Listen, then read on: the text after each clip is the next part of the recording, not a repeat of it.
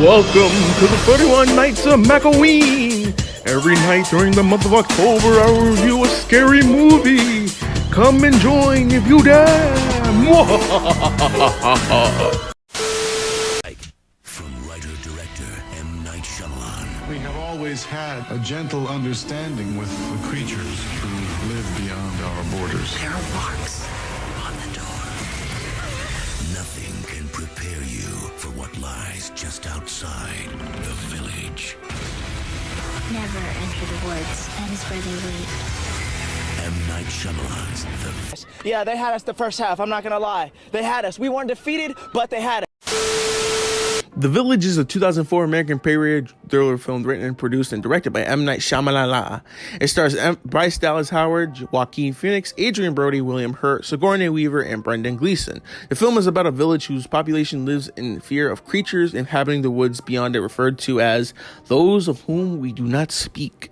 Okay, so I did not mean to review like about 3 M. Night Shyamalan movies on this list, but what can I say? He's made a lot of the horror movies that are somewhat funny, but not this case. I don't know how to gauge The Village.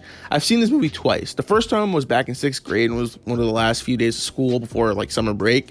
We popped this film on in math class. I think everyone thought it was going to be like a slasher film or like kind of a horror movie, like one of the mainstream ones, but it was not that, and everyone just wrote it off. But I was kind of intrigued with it, but I was so young I didn't know like what it was.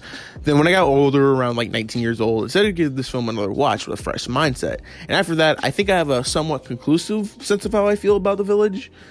It's a waste of potential, like so much wasted potential, but I still enjoyed it, at least the first half of the film.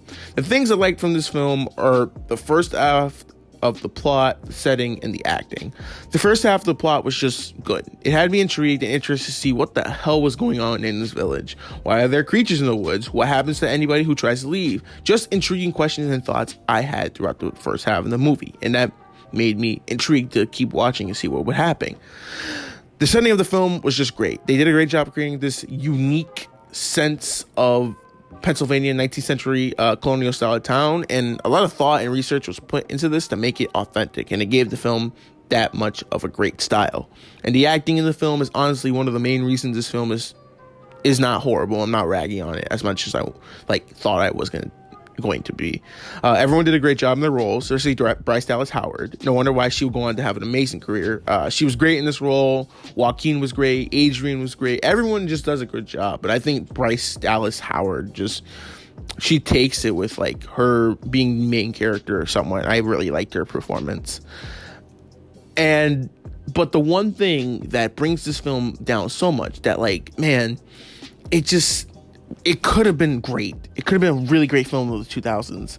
But it's just the second half of the plot, particularly the plot twist ending. I'm not going to spoil what happened because I think that everyone should at least watch this film once because it's not bad. It's actually kind of really good. It's just when you get to the point where it's the plot twist, I almost turned the film off anchor. It felt like such a lazy way of trying to tie everything together and a bit of a cop-out. And that's what brings this movie down, that last half of the movie. And that plot twist, and it was just like, it's game over. There's no point. Stop it. We're going home.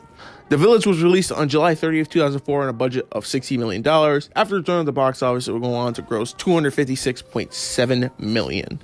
Overall, The Village is a tale of two halves. First half has the potential to be one of the best films of the 2000s, and the second half is just head-scratchingly bad and makes you question M. Night altogether. I'm going to give The Village a 6 out of 10.